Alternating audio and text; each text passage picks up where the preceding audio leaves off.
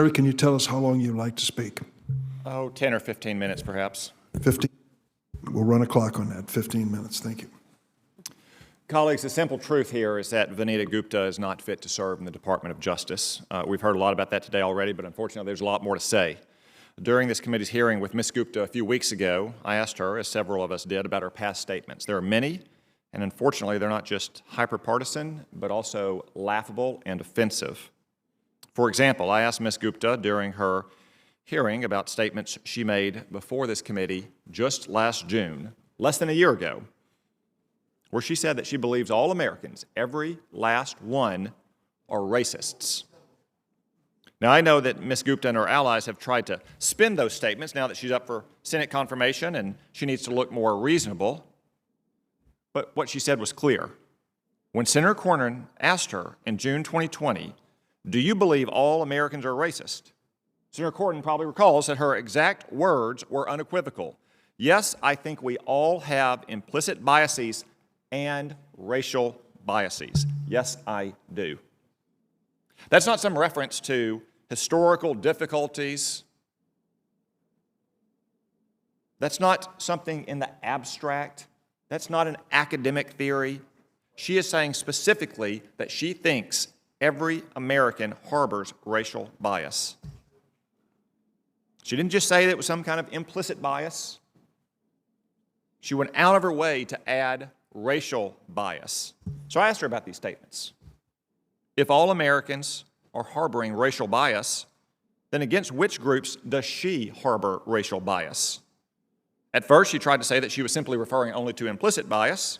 So I read her quote to her again, since she has a history of forgetting what she said, even when it's presented directly to her on poster boards like Senator Cornyn had earlier today.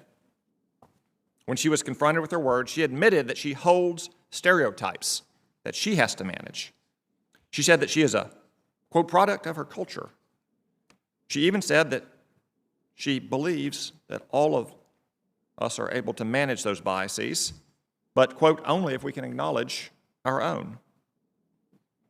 That she refused to actually acknowledge any of those biases and stereotypes. I followed up with written questions to Mrs. Gupta, hoping that she would maybe give a more forthcoming answer. Of course she didn't. Instead, she gave a general answer about implicit bias, saying that implicit bias does not mean we are harboring any racism at all. Of course, that is not what she said just months ago in June 2020 when she said every American harbors racial bias. Now, the truth, of course, is I doubt Mrs. Gupta harbors racial bias. But I'm also deeply offended that she would casually accuse every American of harboring racial bias. She's the one that invited the question, though. She's the one that said every American harbors racial bias, without evidence, without facts, just making grand, sweeping allegations against her fellow Americans and against our country. And Mrs. Gupta is not up for tenure at some left-wing obscure college. She's not going to be the editor of a left-wing journal that no one reads. She is nominated to be the number 3 official in the Department of Justice, in charge of the Civil Rights Division. Unfortunately, this is not a recent phenomenon for Mrs. Gupta, though. The idea that all Americans are racist, that we're really nothing more or less than the color of our skin, goes back pretty far for her. In 2005, she published a law review article on what she called critical race lawyering. In that article, she claimed that phrases like equal justice for all are nothing more than code words for some kind of twisted racism. Think about that. Equal justice for all are nothing more than code words for some kind of twisted racism. I asked in her written questions about that 2005 article and what she meant by it. Specifically, I asked her what she thinks equal justice for all is code for. She wouldn't answer that question either. Instead, she just said that diversity is one of our great strengths and that she's confirmed she'll work to ensure equal justice under the law. But in that same article, she brought up other of similar phrases phrases that most Americans cherish and uphold, like equal protection or the rule of law, both of which she claimed, again, were code for something insidious. When asked her what she meant by these statements, again, she refused to answer. She again gave only a vague and general answer, saying she was committed to the rule of law and to seeking equal justice under the law. But, whether she believes these farcical ideas propagated by so-called critical race theory, that all Americans are racist, that our nation is racist, that our founding documents like the Constitution and the Declaration are racist, or whether she's just using them to advance her own ambitions and subscribing to them because they are faddish and fashionable on the left, is really beside the point. Americans deserve a Department of Justice that is led by someone who actually believes in principles like equal justice and equal protection of the law and rule of the laws, not someone who makes these wild, unhinged allegations that every American harbors racial bias. Now that brings me to a second point, that that's just one example of her wild, unhinged, intemperate statements over the year. For the past 4 years, she's made it her career. She has dined out by spending days attacking the character and the integrity of federal judges, judicial nominees, United States senators, some of whom are sitting in this room today. She wasn't just highlighting policy differences. It's fine to highlight policy differences. We have differences not just across party lines, but within party lines. Senator Cornyn is staring at me. He can probably think of all the differences he has with me right now. That's fine. Her statements were consistently ad hominem, baseless, personal, vicious. On October 25th of last year, she stated that voting for Justice Amy Coney Barrett's confirmation was, quote, a vote against civil and human rights. I asked her about that statement. Specifically, I asked her whether she actually believes that Justice Barrett opposes human and civil rights. Now, I think that should be pretty easy to answer. Justice Barrett actually has a long record of upholding our civil rights laws. Instead, she would only say that she has tremendous respect for judges, tremendous respect for the Supreme Court, not evidenced by this long history of statements. On September 27, 2019, she stated that Brett Kavanaugh lied today, showed himself to be a partisan, to be a belligerent, unbefitting of a Supreme Court justice. I asked her about that statement as well, and specifically whether she believes that Justice Kavanaugh is a, quote, liar. And again, she didn't answer, other than to cite her tremendous respect for the Supreme Court justices, that she's called a liar. In a telephone call with the media on July 11, 2018, she said Justice Gorsuch was dangerous and consequential. I asked her about that and whether she believes Justice Gorsuch is dangerous. He didn't seem very dangerous to me at his hearing.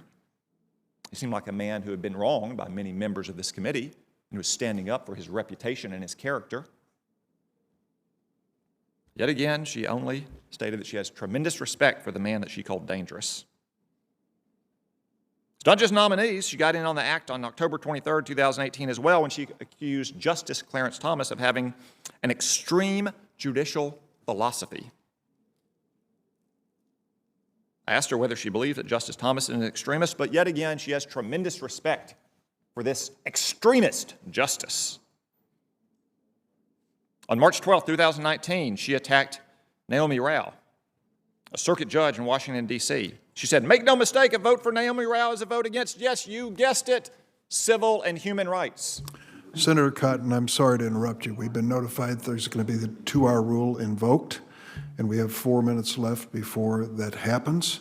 And I'm afraid we have no choice but to call the roll. I'll stay here afterwards to hear the completion of your remarks. The clerk, on the nomination of Vanita Gupta, the clerk will call the roll. Mr. Chairman, I'm not. Mr. Chairman, I object. Call the roll, please. Mr. Whitehouse. Vote. Ms. Klobuchar. Mr. Chairman, I raise a point of order. Does this comply with Rule 4 of the Senate Judiciary Committee rules? It does not. Why don't we all get up? Why don't we? Mr. Rosenthal. Aye. Ms. Hirono. Aye. Mr. Booker. Aye. Mr. Padilla. Aye. Mr. Rosso. Mr. Grassley. No. Mr. Graham. No by proxy. Mr. Cornyn. Mr. Chairman, this is the first time I've seen the Judiciary Committee not follow its own rules. This is an embarrassment and a disgrace. Please, the roll call can't be interrupted. Oh, no. Yeah, it's really funny, isn't it? Mr. Lee. Committee Rule 4 states the chair shall entertain a We're on a roll non-debatable call, motion. Senator. This is out of order. I vote no. Mr. Cruz. No by proxy. Mr. Sass. No by proxy. Mr. Hawley. No. Mr. Cotton.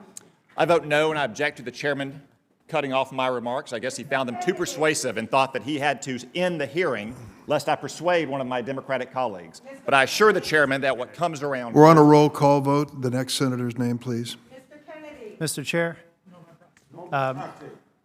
Mr. Tillis. Mr. Chair, I'd We're on a like roll to- call vote, Senator. Mr. Tillis. Chairman breaking the rules of the committee, Senator Tillis. Mr. Tillis. No. I believe the vote's out of order, Mr. Chair, based on the agreement prior to calling the vote. Mrs. Black. And the committee rules. No by proxy. Mr. Chair. Aye. On this vote, the yeas are 11, the nays are 11. The Senate has recorded a tie vote on Vanita Gupta's nomination to be Associate Attorney General pursuant to Section 3, subsection 1A of Senate Resolution 27 of the 117th Congress. I will transmit to the Secretary of the Senate a notice of this tie vote.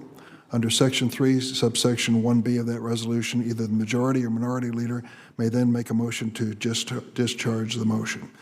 The committee has on the agenda two bipartisan intellectual property bills, but I'm afraid our time has expired.